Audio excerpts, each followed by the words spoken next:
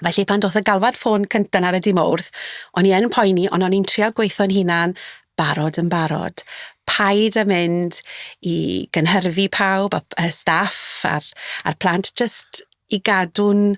trad ar y llawr a meddwl, reit, maen nhw'n dweud bod chi fod yn barod. Felly, pan ges i'r galwad ffôn wedyn ni ar y bore dydd Gwener, ges i galwad ffôn oddi wrth yr arolygydd cofnodol, a fel ti, unwaith ges i'r sgwrs na, o'n i'n teimlo'n a ddim mor bell a gweud hamddenol,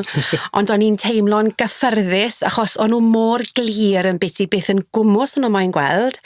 a oedd beth o'n nhw'n gofyn amdano cymaint yn llai na beth o'n i wedi disgwyl, o ran dogfennaeth a coladu pethau ynghyd, o'n nhw'n hapus i weld pethau fel o'n nhw. Felly o'n i'n teimlo lot yn well ar ôl cael y sgwrs na gyda nhw ar y dydd Gwener, a wedyn o'n nhw gyda ni erbyn y dydd Mercher ar ôl, felly dath e'n go sydyn.